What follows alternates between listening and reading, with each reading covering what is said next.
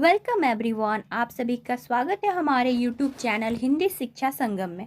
मैं आज आप सभी को हिंदी की प्रमुख उपभाषाएं और बोलियों के बारे में बताने जा रही हूँ। तो चलिए मित्रों, वीडियो की शुरुआत करते हैं।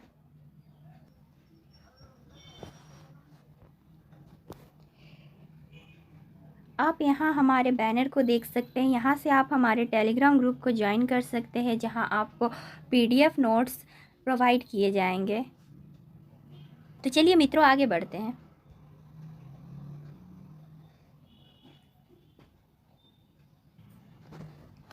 तो आइए देखते हैं। जैसा कि आप सभी को पता है, हिंदी हमारी भाषा है। हिंदी के कौन कौन से उपभाषाएं हैं उनके बारे में जानेंगे, और उन उपभाषाओं की कौन कौन सी बोलियां हैं उनके बारे में बताएंगे। यहाँ देखिए उपभाषाएं। उपभाषाओं में क्या क्या आती है? पश्चिमी हिंदी, पूर्वी हिंदी, राजस्थानी, पहाड़ी, बिहारी। पश्चिमी हिंदी के अंदर कौन सी बोलियाँ बोली जाती है? देखिए, खड़ी बोली, ब्रजभाषा, हरियाणी, बुंदेली, कन्नौजी। इसी प्रकार पूर्वी हिंदी। पूर्वी हिंदी के अंदर कौन सी बोलियाँ बोली जाती है? अवधी, बघेली, छत्तीसगढ़ी। राजस्थानी उपभाषा है, इसके अंदर कौन सी बोली बोली जाती है? पश्चिमी राजस्थानी, जिसमें मारवाड़ी आता है। पूर्वी राजस्थानी, इसमें जयपुरी। उत्तरी राजस्थानी, मेवाती। दक्षिणी राजस्थानी, मालवी। पहाड़ी में पश्चिमी पहाड़ी, मध्यवर्ती पहाड़ी में कुमाऊनी और गढ़वाली बोली जाती है। इसी प्रकार बिहारी। बिहारी के अंदर भोजपुरी, मगही, मैथिली, ये 3 भाषाएं बोली जाती है। तो ये रहा चार्ट। ये चार्ट आप नीचे डिस्क्रिप्शन बॉक्स में दिया रहेगा, वहाँ से आप PDF डाउनलोड कर सकते हैं, जिसमें आपको ये चार्ट मिल जाएगी। चलिए आगे एक एक करके इन सभी बोलियों के बारे में जानते हैं। पहले हम पश्चिमी हिंदी के अंदर खड़ी बोली को देखते हैं। खड़ी बोली के बारे में जानते हैं। खड़ी बोली। खड़ी बोली शब्द का अर्थ 2 अर्थों में होता है। एक तो साहित्यिक हिंदी खड़ी बोली के अर्थ में, और दूसरा दिल्ली मेरठ के आसपास की लोक बोली के अर्थ में। यहाँ दूसरे अर्थ में ही इस शब्द का प्रयोग किया जा रहा है। इसी अर्थ में कौरवी का भी प्रयोग कुछ लोग करते हैं। खड़ी बोली में खड़ी शब्द का अर्थ विवादास्पद है। कुछ लोगों ने खड़ी का अर्थ खड़ी अर्थात शुद्ध माना है, तो कुछ लोगों ने खड़ी खड़ी होना कहा है। कुछ अन्य लोगों ने इसका संबंध खड़ी बोली में अधिकता से प्रयुक्त खड़ी पाई और उसके ध्वन्यात्मक प्रभाव कर्कशता से जोड़ा है। खड़ी बोली या कौरवी का उद्भव सौरसैनी अपभ्रंश के उत्तरी पूर्व से हुआ है, और इसका क्षेत्र देहरादून का मैदानी भाग, सहारनपुर, मुजफ्फरनगर, मेरठ, दिल्ली का कुछ भाग, बिजनौर, रामपुर तथा मुरादाबाद है। लोक साहित्य की दृष्टि से खड़ी बोली बहुत ही संपन्न है, और इसमें पावड़ा, नाटक, लोक कथा, लोकगीत आदि पर्याप्त मात्रा में मिलती है। इनका काफ़ी अंश प्रकाशित भी हो चुका है। हिंदी, उर्दू, हिंदुस्तानी और दक्कनी एक सीमा तक खड़ी बोली पर ही आधारित है। तो ये रहा खड़ी बोली के बारे में। तो आगे हम और देखते हैं। ब्रज भाषा। ब्रज का पुराना अर्थ पशुओं या गौओं का समूह या चारागाह आदि है। पशुपालन के प्राधान्य के कारण ही यह क्षेत्र ब्रज कहलाया, और इसी आधार पर इसकी बोली ब्रज भाषा कहलाई। इसका विकास सौरसैनी अपभ्रंश के मध्यवर्ती रूप से हुआ है। ब्रज भाषा आगरा, मथुरा, अलीगढ़, धौलपुर, मैनपुरी, एटा, बदायूं, बरेली तथा आसपास के क्षेत्रों में बोली जाती है। साहित्य और लोक साहित्य दोनों की दृष्टियों से ब्रजभाषा बहुत ही संपन्न है। हिंदी प्रदेश के बाहर भी भारत के अनेक क्षेत्रों में ब्रजभाषा में साहित्य रचना होती आ रही है। सूरदास, तुलसीदास, नंददास, रहीम, रसखान, बिहारी देव, रत्नाकर आदि इसके प्रमुख कवि है। इनकी अधिक से अधिक रचनाएं ब्रजभाषा में ही आपको देखने को मिलेगी। तो ये था ब्रजभाषा के बारे में। आगे हम हरियाणी के बारे में जानेंगे। तो आइए हरियाणी भाषा को देखते हैं। हरियाणी। हरियाणा शब्द की व्युत्पत्ति विवादास्पद है, अर्थात हरियाणा शब्द की उत्पत्ति किससे हुई है यह अभी तक पता नहीं लगाया गया है। कई लोगों का अलग अलग विचारधारा है कि जैसे हरि प्लस यान, कृष्णा की यान इधर से द्वारिका गया तो हरियाणा शब्द की उत्पत्ति हुई। तो कई लोग हरि प्लस अरण यानी हरा वंश से हरियाणा शब्द की उत्पत्ति मानते हैं, तथा अहिर प्लस आना यानी राजपूताना तेलंगाना की तरह आदि कई मत दिए गए हैं, किंतु कोई भी सर्वमान्य नहीं है। हरियाणी का विकास उत्तरी सौरसेनी अपभ्रंश के पश्चिमी रूप से हुआ है। आगे खड़ी बोली अहिरवाटी मारवाड़ी पंजाबी से घिरी इस बोली को कुछ लोग खड़ी बोली का पंजाबी से प्रभावित रूप मानते हैं। इसका क्षेत्र मोटे रूप से हरियाणा तथा दिल्ली का देहाती भाग है। हरियाणी में केवल लोक साहित्य है जिसका कुछ अंश मुद्रित भी है। ये था मित्रों हरियाणी के बारे में। आगे हम बुंदेली के बारे में देखेंगे। बुंदेल राजपूतों के कारण मध्य प्रदेश तथा उत्तर प्रदेश की सीमा रेखा के झांसी, छतरपुर, सागर आदि तथा आसपास के भाग को बुंदेलखंड कहते हैं। वहीं की बोली बुंदेली या बुंदेलखंडी है। इसका क्षेत्र झांसी, जलौन, हमीरपुर, ग्वालियर, ओरछा, सागर, नरसिंहपुर, सिवानी, होशंगाबाद तथा आसपास का क्षेत्र है। बुंदेली का विकास सौरसेनी अपभ्रंश से हुआ है। बुंदेली में लोक साहित्य काफ़ी है। इसमें इसूरी के फाग बड़े प्रसिद्ध हैं। कहा जाता है कि हिंदी प्रदेश की प्रसिद्ध लोक गाथा आला, जिसे हिंदी साहित्य में भी स्थान मिला है, मूलतः बुंदेली की एक उपबोली बनाफरी में लिखी गई थी। तो ये था मित्रों बुंदेली के बारे में। आगे हम कन्नौजी के बारे में देखेंगे। कन्नौज इस बोली का केंद्र है। कन्नौज एक जगह है जहाँ पे कन्नौजी बोली जाती है, अतः इसका नाम कन्नौजी पड़ा। यह इटावा, फर्रुखाबाद, शाहजहाँपुर, कानपुर, हरदोई, पीलीभीत आदि में बोली जाती है।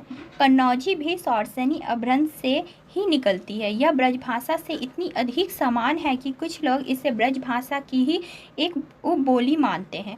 कन्नौजी में केवल लोक साहित्य मिलता है, जिसमें से कुछ अंश प्रकाशित भी हो चुका है। तो ये था मित्रों कन्नौजी के बारे में। आगे हम अवधी के बारे में जानेंगे। अवधी इस बोली का केंद्र अयोध्या है। अयोध्या का ही विकसित रूप अवध है। इससे अवधी शब्द बना है। इसके उद्भव के संबंध में विवाद है। अधिकांश विद्वान इसका संबंध अर्धमगधी अपभ्रंश से मानते हैं, किंतु कुछ लोग इससे पाली की समानता के आधार पर इस मत को नहीं मानते हैं। अवधी का क्षेत्र लखनऊ, इलाहाबाद, फतेहपुर, मिर्ज़ापुर, उन्नाव, रायबरेली, सीतापुर, फैजाबाद, गोंडा, बस्ती, बहराइच, सुल्तानपुर, प्रतापगढ़, बारांकी आदि है। अवधी में साहित्य तथा लोक साहित्य दोनों ही पर्याप्त मात्रा में है। इसके प्रसिद्ध कवि मुल्ला दाऊद, कुतुबन, जैसी, तुलसीदास, उस्मान, सबल सिंह आदि हैं। आगे बघेली राजपूतों के आधार पर रीवा तथा आसपास का इलाका बघेलखंड कहलाता है और वहाँ की बोली को बघेलखंडी या बघेली कहते हैं। बघेली का उद्भव अर्धमगधी अपभ्रंश के ही एक क्षेत्रीय रूप से हुआ है। यद्यपि जनमत इससे अलग बोली मानता है, किंतु भाषा वैज्ञानिक स्तर पर यह अवधी की ही एक उपबोली ज्ञात होती है और इससे दक्षिणी अवधी कह सकते हैं। इसका क्षेत्र रीवा, नागौद, शहडोल, सताना, महर तथा आसपास का क्षेत्र है। कुछ अपवादों को छोड़कर बघेली में केवल लोक साहित्य है। आगे छत्तीसगढ़ी। मुख्य क्षेत्र छत्तीसगढ़ होने के कारण इसका नाम छत्तीसगढ़ी पड़ा है। अर्धमगधी अपभ्रंश के दक्षिणी रूप से इसका विकास हुआ है। इसका क्षेत्र सरगुजा, पौरैया, बिलासपुर, रायगढ़, खैरागढ़, रायपुर, दुर्ग, नंदगांव, कांकेर आदि है। छत्तीसगढ़ में भी लोक साहित्य है। तो ये था छत्तीसगढ़ी के बारे में। आगे हम देखते हैं पश्चिमी राजस्थानी के बारे में। राजस्थानी का यह रूप पश्चिमी राजस्थान अर्थात जोधपुर, अजमेर, किशनगढ़, मेवाड़, सिरोही, जैसलमेर, बीकानेर आदि में बोला जाता है। इससे मारवाड़ी भी कहते हैं। सौरसेनी अपभ्रंश से इसका विकास हुआ है। मारवाड़ी में साहित्य तथा लोक साहित्य दोनों ही पर्याप्त मात्रा में हैं। मीरा के पद भी इसी भाषा में हैं। तो ये था पश्चिम राजस्थानी के बारे में। आगे उत्तरी राजस्थानी। उत्तरी राजस्थान में इसका क्षेत्र अलवर, गुड़गांव, भरतपुर तथा आसपास है। मेओ जाति के इलाके मेवात के नाम पर इसे मेवाती भी कहते हैं। इसकी एक मिश्रित बोली अहिरबाटी है जो गुड़गांव, दिल्ली तथा करनाल के पश्चिमी क्षेत्र में बोली जाती है।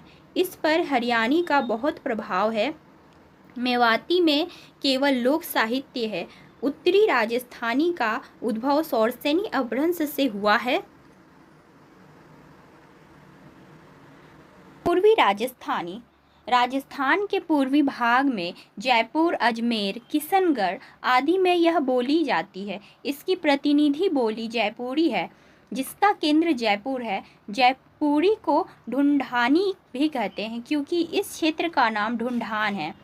सौरसेनी अपभ्रंश से विकसित इस बोली में केवल लोक साहित्य है। आगे दक्षिणी राजस्थानी। इंदौर, उज्जैन, देवास, रतलाम, भोपाल, होशंगाबाद तथा इसके आसपास इसका क्षेत्र है। इसकी प्रतिनिधि बोली मालवी है जिसका मुख्य क्षेत्र मालवा है। सौरसेनी अपभ्रंश से विकसित इस बोली में कुछ साहित्य तथा पर्याप्त लोक साहित्य है। आगे पश्चिमी पहाड़ी। जौनसार, सिरमौर, शिमला, मंडी, चंबा तथा आसपास इसका क्षेत्र है। मध्यवर्ती पहाड़ी। सौरसेनी अपभ्रंश से विकसित इस बोली का क्षेत्र गढ़वाल, कुमाऊं तथा आसपास का कुछ क्षेत्र है। वस्तुतः यह गढ़वाली और कुमाऊनी इन दोनों बोलियों का ही सामूहिक नाम है। इन बोलियों में लोक साहित्य तो पर्याप्त मात्रा में है, साथ ही कुछ साहित्य भी है। आगे भोजपुरी।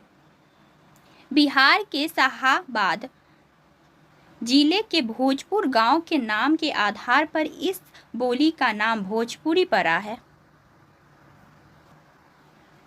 मगधी अपभ्रंश के पश्चिमी रूप से विकसित इस बोली का क्षेत्र बनारस, जौनपुर, मिर्जापुर, गाजीपुर, बलिया, गोरखपुर, देवरिया, आजमगढ़, बस्ती, शाहाबाद, चंपारण, सारण तथा उसके आसपास का कुछ क्षेत्र है।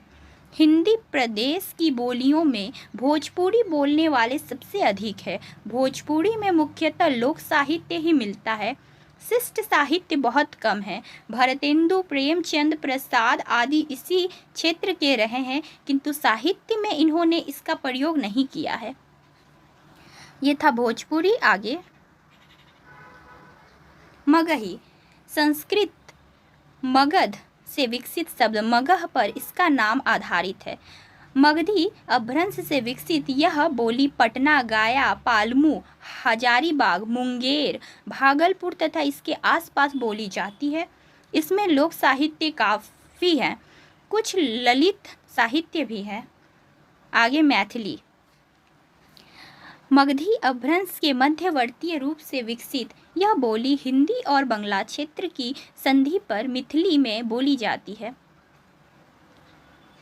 दरभंगा, मुजफ्फरपुर, पूर्णिया तथा मुंगेर आदि में इसका क्षेत्र है। लोक साहित्य की दृष्टि से मैथिली बहुत ही संपन्न है। साथ ही इसमें साहित्य रचना अत्यंत प्राचीन काल से होती चली आई है। हिंदी साहित्य को विद्यापति जैसे रस सिद्ध कवि देने का श्रेय मैथिली को ही है। इनके अतिरिक्त गोविंद दास, रंजीत लाल, हरिमोहन झा आदि भी इनके अच्छे साहित्यकार हैं। आगे तो ये था मित्रों हिंदी की प्रमुख उपबोलियां और बोलियों पे वीडियो। आशा करती हूँ कि यह वीडियो आप सभी को अच्छा लगे। यदि अच्छा लगे तो चैनल को लाइक, शेयर, सब्सक्राइब करें। और यदि आप सभी को इस वीडियो का PDF चाहिए तो आप नीचे डिस्क्रिप्शन में लिंक दिया है, वहाँ से आप PDF डाउनलोड कर सकते हैं। और यहाँ पे हमारे टेलीग्राम का लिंक दिया हुआ है, आप यहाँ से हमारे टेलीग्राम को भी ज्वाइन कर सकते हैं। और टेलीग्राम का लिंक नीचे डिस्क्रिप्शन बॉक्स में भी दिया गया है। जहाँ पे आपको PDF नोट्स और क्वेश्चन इत्यादि प्रोवाइड किए जाएंगे। तो आशा करती हूँ कि आप सभी हमारे टेलीग्राम को ज्वाइन करेंगे। यदि ज्वाइन करते टाइम कोई भी प्रॉब्लम हो तो आप हमें कमेंट करके कमेंट बॉक्स में पूछ सकते हैं। और आपको नेक्स्ट वीडियो किस पर चाहिए आप कमेंट बॉक्स में लिख कर हमें बताएं। तो मित्रों, मिलते हैं अगले वीडियो में, तब तक के लिए धन्यवाद।